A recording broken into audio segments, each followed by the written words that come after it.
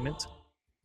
I wanted to do this because I think we originally kind of dismissed Django, and I thought a good academy training would be let's sit down and actually talk a little bit about what Django can do, what the cards are that are involved in it, and all of that fancy jazz. So here is our academy training where we talk about let's look at Django, his exhaustibility, and is it broken?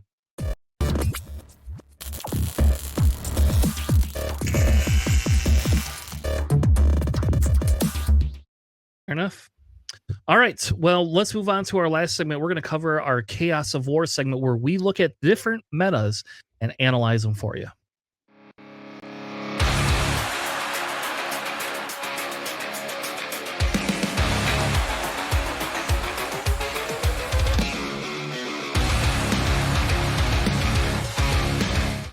All right. Welcome to our Chaos of War. This is where we discuss the meta for the week. And we got some stuff to discuss because there's a 150-person tournament in France that I want to go over. There was 18 store showdowns or something, maybe 9 store showdowns in Paris. And then, of course, JJ went to his first ever store showdown this week and got to actually meet one of the gentlemen that listens to the show. JJ, how was your store showdown? What went on, buddy? It was great, man. We had, I believe, 32 registered players. We only ended up going with 28, and had 5 rounds yesterday over at Atomic Empire, and it was a lot of fun. Got to see a lot of different style of decks there. But big shout out to Mike, who drove all the way out from Virginia to come and play over in our Durham store. And yeah, he came in and he kicked some butt and took the win here. So he was running a ACL Boba Fett list here, which was definitely really strong. So we got 2 copies of Greedo, 1 copy of Timely Intervention, 3 Hotshot DL of 44 Blasters, 1 copy of McClunky, 2 No Good to Be Deads, 3 Viper Droids, 3 Bazines, 3 Dr. Evazons, 3 Boba Fett's Armor, 3 Resupplies, 3 Boba Fett's, 1 7 Fleet Defender. We have 2 copies of Waylay, 3 Super Laser Techs, 3 Lurky TIE Phantoms, 3 Overwhelming Barrages, 1 Steadfast Battalion, 2 copies of Bosk, 3 Fett Fire Sprays, 3 Vaders, and 3 Mauls. And then in the sideboard here, we got a copy here of Waylay. We got the 3 copies of the Phase 3 Dark Trooper, 2 Black Sun Enforcers, 1 Traitorous, 1 Walker, and 2 copies of Relentless to fill up that sideboard there. I'm telling you, a man after my own heart, putting in one-offs of a couple of cards on his deck and wins a store showdown with it. Congrats, Mike. You did it. You proved that you can put one-offs in a deck and still win.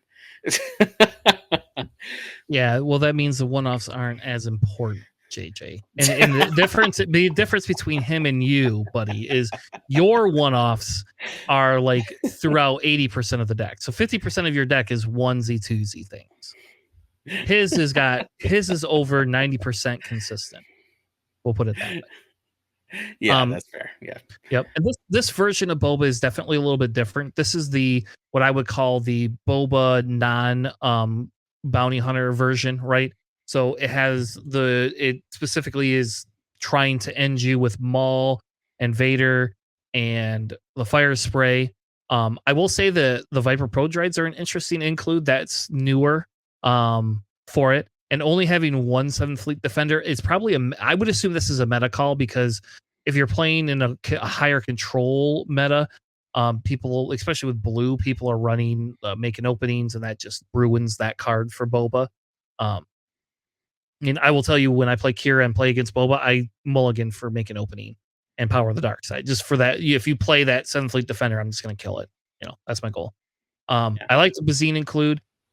Overall, though, this is a pretty standard deck. The 1 McClunky is probably an encase thing, right? Being able to pick something up that you really need to. It works really well with Maul, by the way. But other than that, I'm assuming that the 2 Relentless are for control to side in.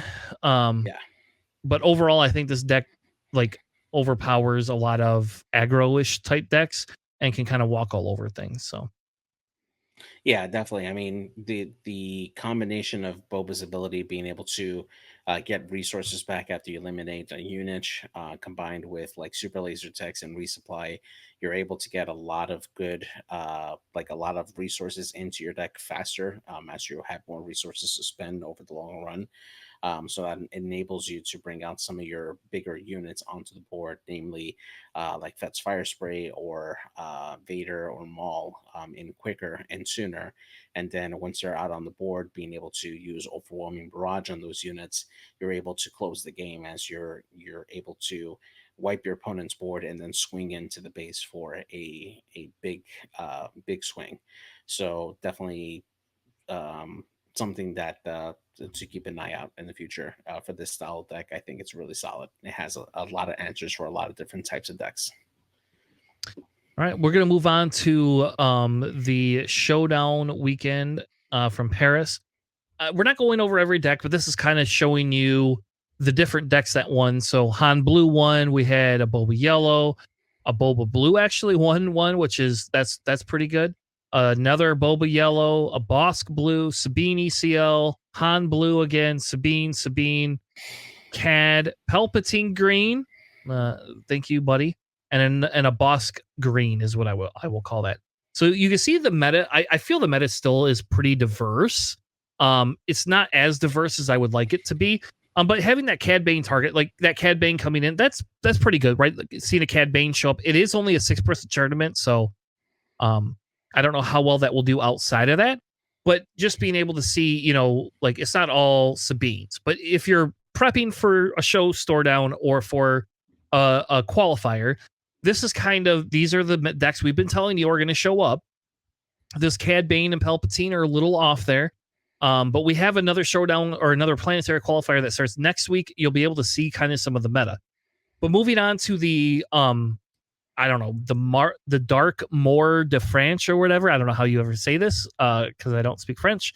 But this was a 150 person tournament. So this was like a 2-day event. This is a little bit more. As you can see, these are the top 16. You had somebody that went 12-2 and had a 23-7 overall record. That's pretty good. Top 8 decks were 6 different decks, again showing that the meta, at least over there, is a little bit different. You had 1 Bosk, 4 Boba, 1 Kira, a Han, and a Kylo. I'm very interested in that Kylo. Top 12 decks go in, or top 16 decks have 12 different decks with 6 different Bobas, 2 Kiras, 2 Hans, a Bosk, another Han, a Kylo, a Lando showing up, a Sabine, and a Tarkin. And then top 32 had 50% of the meta different. And then top 64 had 31 different decks. So almost 50% of the meta as well. So we are seeing like a variety of decks. We're not getting, in my opinion, we're not getting the biggest variety that I would like to see. But if we're talking, this is a very high level tournament, right? 150 people. This is not a store showdown. This is definitely like a Gen Con esque tournament, and I think the big thing here, and we're not going to go over every one of the decks tonight because I don't want to spend all that time doing that. But the biggest thing here, right, is understanding that these are what you got to look for. So we if you haven't looked yet, we have an episode last week where we go into a little bit more detail about each of the different types of decks that are popular. Maybe we'll do one on some of the less popular decks, and kind of go through some of that next week. But this is kind of what you're looking at. You're looking at Boba Green, Boba Yellow, Kira, Han 1, I'm assuming yellow, Bosk either blue or green, Han Blue, Kylo, Lando, and obviously Sabine ECL. And 1 Tarkin for JJ. Yes. So here's the winner. Elliot, this is the deck Elliot brought, which is a Bosk Blue.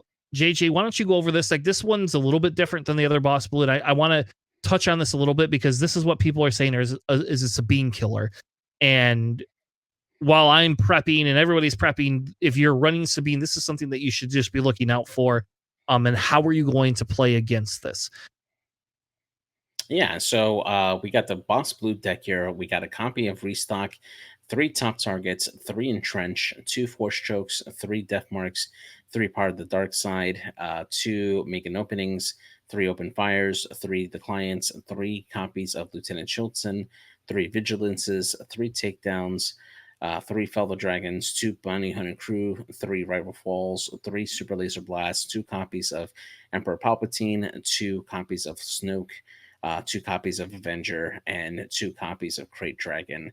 And then in the sideboard here, we got an extra copy of Restock, another Force Choke, three copies of Bazine, another Make an Opening, two copies of the Clan Saxon Gauntlet, a third copy of Snoke, and another copy of Avenger to round off the list there.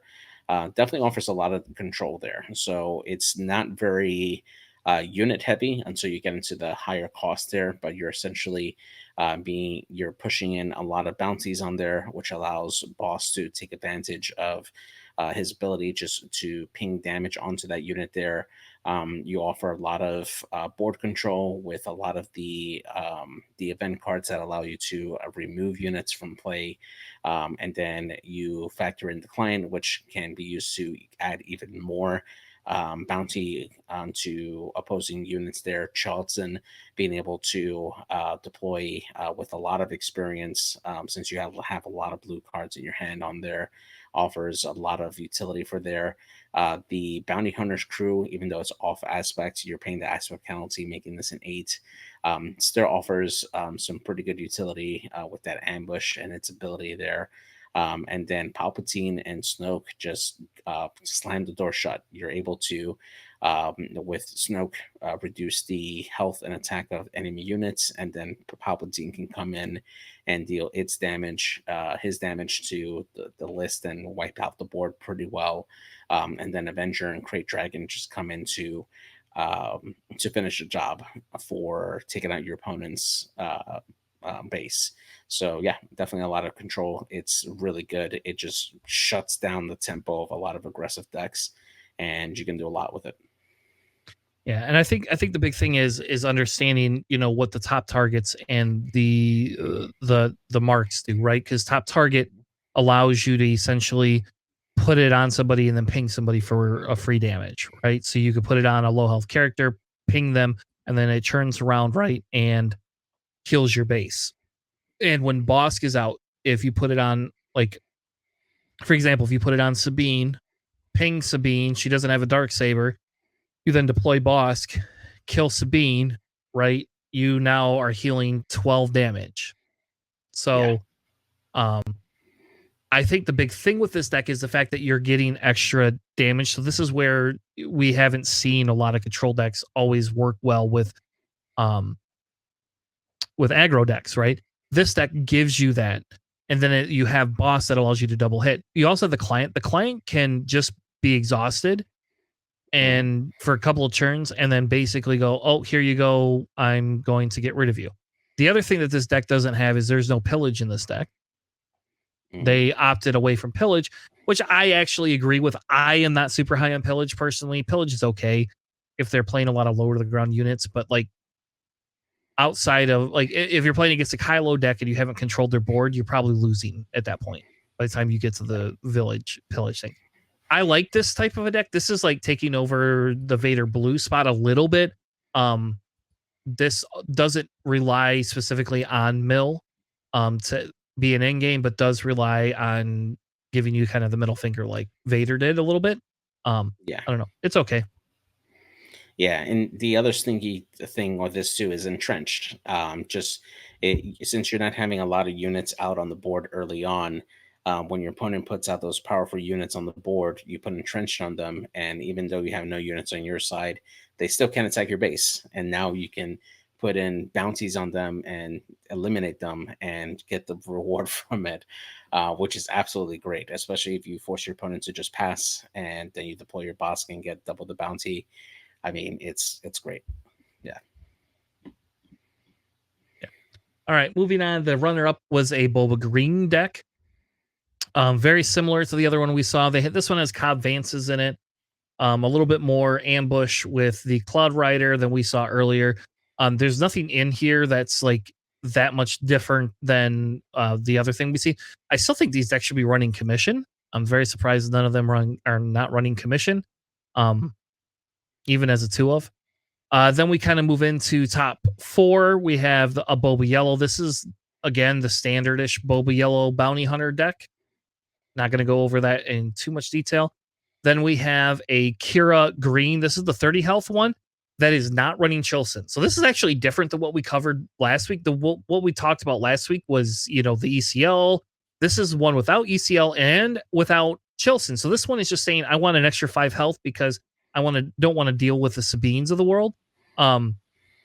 Really the only big difference with that is there's an extra takedown in here that they didn't have before. There's a couple of extra heavier units, and then these rivals fall is kind of what is the bigger difference. So there's no Chilsons. They're still relying on ramp and then controlling your board a little bit that way. Top targets are in the sideboard. Choose your sides is now like a thing. I still don't like that card, but I have had it played against me a couple of times. I had somebody when I was playing Pelp, I played a Devastator, and then they played choose sides and gave me a TIE Fighter for my Devastator. So that was pretty funny. If we move into the top 8, we have this is the Han Yellow. Again, we've gone over this. We didn't go over this as a meta staple, and maybe this is one we need to come back to. I'm not going to go through it tonight, like in extreme detail. We could kind of come back to this maybe next week and kind of go over a few of the other decks that we feel maybe are going to be staples later. But this is similar, and then another Boba Yellow that's almost identical to the other one. Another Boba Yellow, so there you go, baby. Like Boba Yellows are here. They're coming. They came back. But then we kind of get into a Kylo Yellow, and I wanted JJ. Let's go over this deck only for me because this deck is a little bit different. We have not seen this all the time. This has popped up. I actually like this deck a lot. This is different than the deck I'm running. This is a higher than a low. Like I run a very low to the ground Kylo deck. This is a little bit higher. This is more of a space-oriented triple Dark Raid deck that also can give you a ground vehicle unit.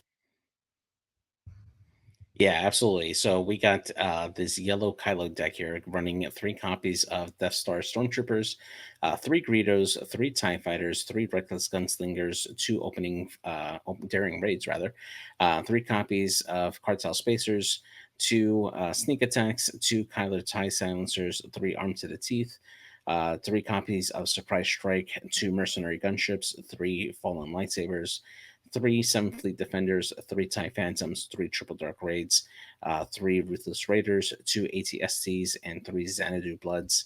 And then in the sideboard here, we got 2 copies of Confiscate, 2 Force Chokes. We have a 3rd Sneak Attack, and then 2 copies of Bazine, 1 Outmaneuver, and 2 copies of Waylay to round off the list here. Definitely really interesting here because you're not really focusing so much on getting Kylo's ability off as much, although you could if you really wanted to.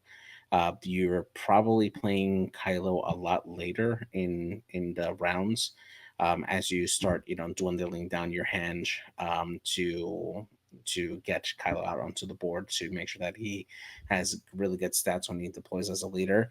But in the meantime, you're setting yourself up really with a really good board state. You have a lot of great cheap units that can do damage if they're left untouched, and they're easily replaced with other units that could take its place there. The TIE Phantom is a really good triple Dark Raid unit that can just come in and do some damage, even with the Ruthless Raider as well. Being able to deal damage to a unit and to the base can be really, really strong. So it's a nice mix up for what we normally see for Kylo. And yeah, congrats on making that top 8. Yeah, like I said, this was just not as low to the ground, but that sneak attack just has so many things that you can hit, right? Like this Ruthless Raider, you bring this out for 3 costs, right? And then I guess it's not technically 3 costs. It's the sneak attack cost. But so anyways, it's a 4 cost. But you bring this out, it does a 2 damage, does 2 damage to a unit. You can swing with it, and then it does 2 more damage on its way out to a unit in the base. So like just the value of that is just huge. Yeah. I think this is a very interesting deck. This is newer. I've not played against this yet. I don't know if I like this better than the low to ground one, but it's interesting. Another deck that we wanted to cover that was kind of unique was this Lando Tarkin Town deck, and Lando's kind of a newer deck that we haven't seen a ton of, but one that I wanted to point out because this one is using Lando's actual smuggle function, right? So you have the heroic sacrifice, you have Greedos, you have the reckless gunslingers, you have the hotshot blasters, right? And some of these things can be smuggled in. And when Lando, his ability basically says is defeat a resource or smuggle it in, then defeat one resource. So again, this one has a little bit higher curve because of it has the Falcons in there. But outside of that, like your highest cost one is 4. So you only got to have the 4 resources on board. So just to go over this real quick, you have your heroic sacrifices, you have 3 Greedos, 3 of the reckless gunslingers, 2 hotshot blasters, 3 daring raid, 3 cartel turncoats, 2 of the criminal muscle, which is I've never seen this card played. But it allows you to take your upgrades from your discard and bring it back in. 2 McClunkies. You have 2 Lady Proximas, 3 A-Wings, 2 Leias, 3 Spark of the Rebellions, 3 Arm to the Teeth, 3 L337s, 3 Surprise Strikes, 3 Falcons, 3 Cassians, 3 of, I think that, I don't remember, the Valiant gunships, and then 2 of the Falcons, of the high cost Falcons. And so like that Falcon can come out for 4, so it's really not that big of a deal, but that's just all you're getting to play that turn. The Cassians is like the big one. Because you resource the Cassian, he instead of playing him for the 5 cost, you're playing him for 3 and he comes out ready. It's like you just got to defeat a resource to do it. Yeah. This is a Lando. Lando is like the deck that, in my opinion, is on the bubble. Like this could be really good into like a very aggro-ish meta. Yeah, I agree. I like this a lot. Just being able to use that criminal muscle combined with the DL44 blaster is surprisingly sneaky because you essentially can equip that blaster onto a unit that's ready and make an attack. And if it dies, you just play another criminal muscle, get that blaster back into your hand, and then play it onto another unit that you have and rinse and repeat as you need to. So it extends the life of that blaster, and you're essentially attacking with that unit much stronger than before. And you could put some really big damage onto an opponent's base that way. So it's a nice little combo wombo there between the two. All right. And then the last one we had was a Hero Boba blue deck. Like usually you see Luke in this slot, but I pulled this deck because this is a JJ deck, and I wanted to go through this because I couldn't believe I don't understand what this deck is trying to do with all the one-offs, but I thought let's bring it together. JJ's going to read us the deck, and then we're going to talk about a little bit about this deck. All right, so we got the green blue Boba deck here. Got 2 copies of Confiscate, 3 Restored Arc 170s, 3 Battlefield Marines, 2 Queels, 3 Gamorrean Guards, 2 Making Openings, 2 Echo Base Defenders, 3 Resupplies, 3 Village Protectors, 3 Sindari Peacekeepers, 1 Tech, 2 Takedowns, 3 copies of Bright Hope, 2 Fell the Dragons, 3 Modded Cohorts, 1 Rogue Squadron, 1 copy of the Mandalorian, 1 copy of Rivals Fall, 3 Luke Skywalkers, 3 U-Wing reinforcements, 1 copy of Redemption, and 3 copies of Home 1. And then in the sideboard here, we got 2 top targets, 2 Concordia Dawn Interceptors, 2 more copies of Tex, an additional Fell the Dragon, 1 Choose Sides, and then 2 Arkansas Cruisers to round off that particular list. So yeah, so what's crazy about this deck is there's just these one-offs, and I get it. I get like because you do have the U-Wing reinforcement, right? So that's kind of what you're playing, and like everything has a keyword. Yeah. Like I don't think he has any. He has 1 unit that doesn't have a keyword on it. Yeah, exactly. Yeah. Which is just the Battlefield Marines, which is I'm assuming just because it's your turn 1 play. Though you could put those um Wookiees in there. Are those Wookiees a 2 cost or a 3 cost? They are 3 cost, yeah. Okay, never mind. So I Yeah, I don't know. mean, you can put in the Battlefield Marines into your resource pile and then pull them out later on with tech, um, and do it that way if you really need to, but, I mean, You're not doing that. No, nobody's doing that. You're playing the yeah, Battlefield Marines turn 1 if that's what you get. That's the yeah, idea is you have to have the turn 1 plays. I think the Gamorrean guards are hilarious though because they have the keyword Sentinel, but only if you have another green unit. yeah, But you can play the Battlefield Marine and then turn 2, you could play your Gamorrean guards and give it the buff if that's what you want, yeah. right?